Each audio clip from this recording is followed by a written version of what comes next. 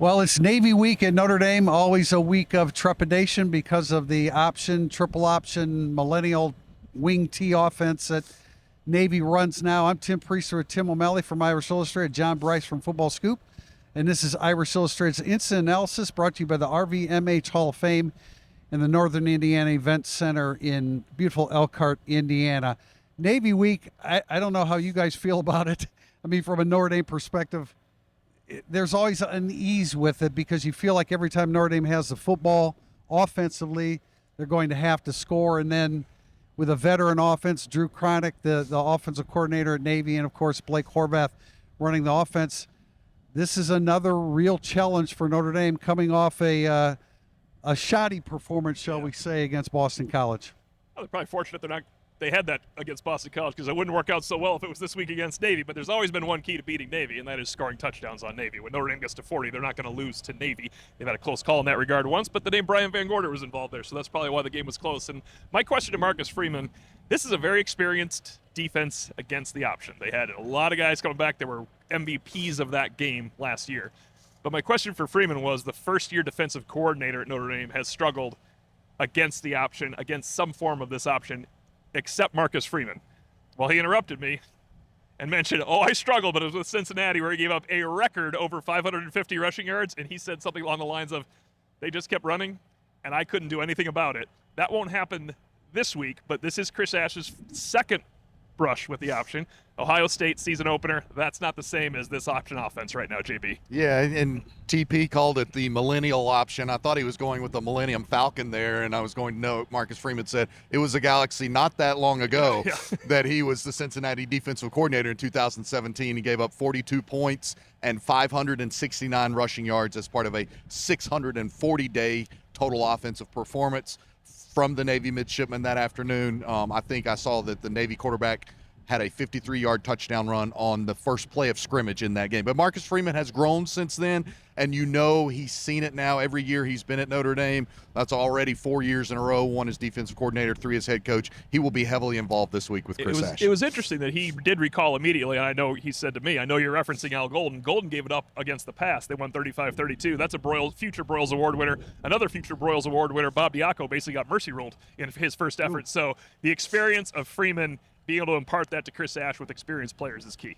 All of this is why I asked the question, how do you prepare a defense for everything that they do? And now they've added more gun and pistol, and obviously they're throwing the football. How do you prepare a defense without overloading them, to the point where now you have a lack of clarity, so you have a lack of velocity? And it's kind of interesting. I mean, I don't know how deep he really said it, but at a certain point, there just has to be a certain precepts that you follow against this type of defense, and you kind of have to narrow it down a little bit and just say, okay, if you see this, we're going to do that, and you go from there.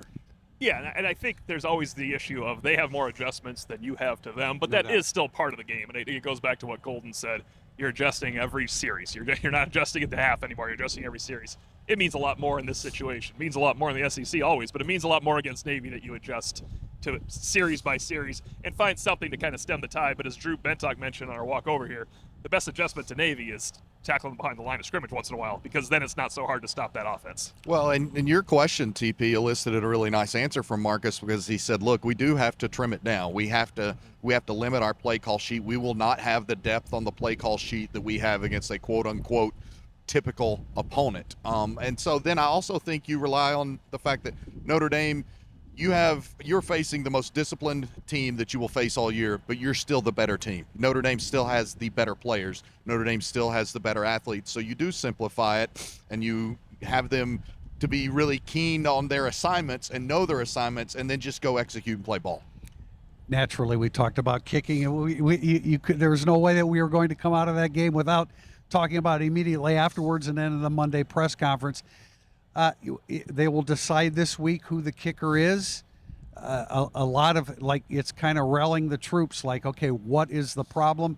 And frankly, Marcus Freeman narrowed it down largely. Certainly there are techniques involved, but largely down to it's become a mental issue for Notre Dame, which is how I assessed it during the game.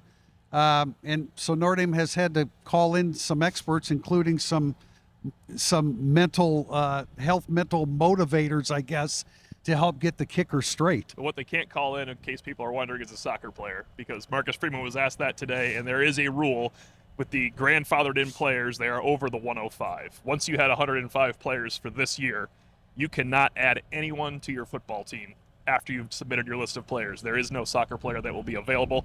Obviously, Brandon Aubrey was brought up at the press conference. That's why he had to answer it. I did not realize that. I just thought maybe he was going to go with one of his 3 kickers and hope they could make some extra points. But yeah, it is, and you brought this up, and we actually have a question in our podcast. I'm going to save this.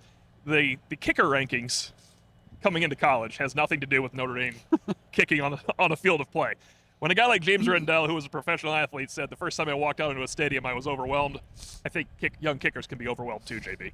No, there's no question. And Marcus saying today that they're going to get Dr. Rainmaker involved, the sports psychologist that they use, and they said he's been involved. Now we have to get him even more involved. And Marcus Freeman making it clear that they're kicking the guys only 2 days a week. That's their plan. That's been their plan. They've believed in that. And he said that what they're seeing on the practice field is not what is translating to Saturdays. It's obviously the opposite of that. And he acknowledged, like, the confidence is there right now. He didn't sound too confident saying the confidence was there. He said the confidence is there right now to make a PAT, but if not, then yeah, you'll have to be insane to continue trying PATs instead of trying more 2-point conversions. So you have to feel like if Notre Dame doesn't make its first PAT against Navy, we might not see a PAT attempt the rest of the day. Well, you figure like every 2 touchdowns, you just need to make 1 2-point conversion. It all comes out in the wash. Now, you don't want to get off schedule with your scoring either, but you have to do what you have to do. And I'm sure by Saturday they will be confident that, especially if Noah Burnett is healthy, they're going to be confident that he can. I understand. It's got to be in his head. And it's in his head. And I also think it's a technique thing when you look how he pushed the ball. But it's just so unbelievably frustrating to be talking about this. We're talking about a team that we've seen play great offense at the beginning of the year. They're struggling a little bit right now. We've seen this team play great defense. You mean to tell me that extra points and short field goals are going to cost this team a playoff berth or a playoff game? Yeah, more likely the latter.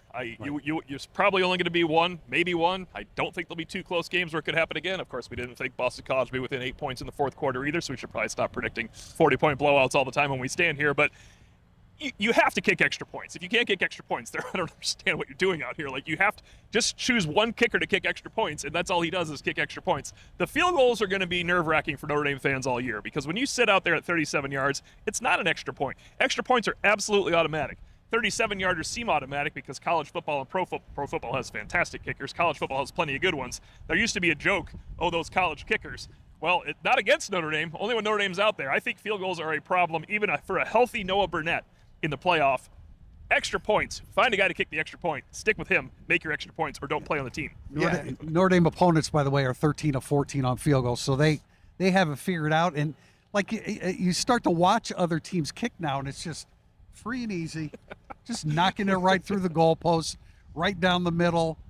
I guess we could talk all day about this, but it gets a little depressing at a certain point. It does, and it's not what Marcus Freeman has built his program on. They take care of the fine details, and yet here we are talking about missed PATs and one of their more penalized performances of a season where they've had some significant penalty performances. And again, those are just anathema to what Marcus Freeman has done with this program. Last thing I'll say about the kicking, coaches can't look ahead. We can. We already know the playing surface is terrible in Pitt.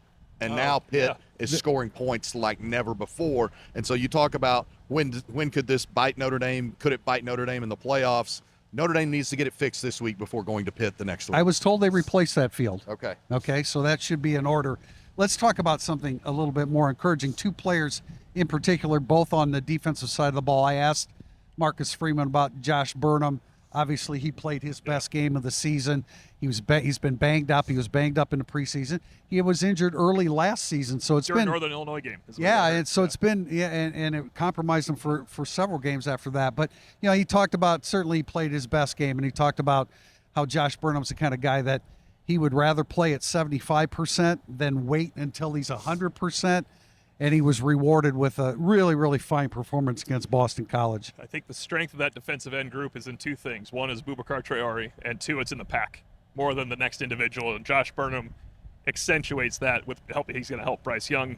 Junior Tuihalamaka is a good quality player you want on the backside when someone's trying something different. But you want Josh Burnham out there as well. I think they're so much better off when they can rotate those 5-6 guys. Speaking of strength in the pack, Notre Dame has quietly moved to number 12 in the country per rushing attempt based upon what they've done in the last 4 games. None of the 4 opponents have gained as much as 3 yards per carry last 4 games, and Notre Dame has really bumped up. But JB, anything else about Josh Burnham? And then I want to talk about Tay Johnson because he continues to play great football. You know, I liked Marcus's comments on Burnham that he's a guy who wants to be out there even if he's just 75%. And he said, now look, earlier this year we might have felt we had somebody who at 100% was better than Josh at 75%, but he earned his way onto the field. I also thought it was pretty telling that Marcus Freeman saying, here's a guy that wants to be out there at 75%. We've got some other guys that have to convince themselves they're 100% to be out there.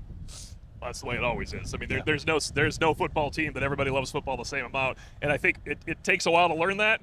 You don't want to ever think that as a fan, especially a young fan, but when you cover a team, you find out exactly how many people love football, like it, and think their helmets are shiny and gold. Well, Tay Johnson loves football, and he's playing great football. He had a couple picks on Saturday, almost had another one early in the game.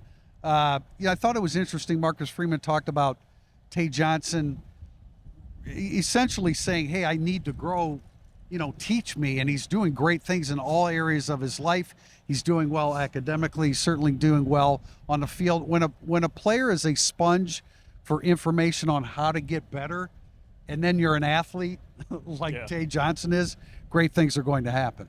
Yeah, and with Tay Johnson, a great note by Drew Mintock to set up that question was Tay Johnson shared with media last week he watches a minimum of 45 minutes of film per night on his own, not as part of what he has to do with team film watch or anything like that. He's investing a minimum of 45 additional minutes every single night, and now it's showing up on the field because he's showing up in all the right places. Luke Talich as well. I mean, that's a guy making plays too. That's the love football thing from Right. Tay Johnson. 45 Love minutes and on the your need eye. The football. love and the need for football. That is what you want. And yeah, great point about Luke Talich. 3 third or fourth down wins I had him for. The leaping knockdown on 4th down was a beautiful play. There was something wrong with the machinery there for Boston College, but that's because they've never beaten an FBS team this year. I don't know if you guys know that or not. But Talich, the leaping knockdown by Talich, and actually a really good 3rd down coverage win in the end zone on that unending 21-yard drive. The only reason that didn't end in 6 is he was on position to make the play. Absolutely. We have a lot more to talk about besides the kicking game, and we'll address that in the Irish Illustrated Insider coming up. Until then, Tim Priester, Tim O'Malley, John Brice, this has been Irish Illustrated's Instant Analysis, brought to you by the RVMH Hall of Fame and the Northern Indiana Event Center in beautiful Elkhart, Indiana.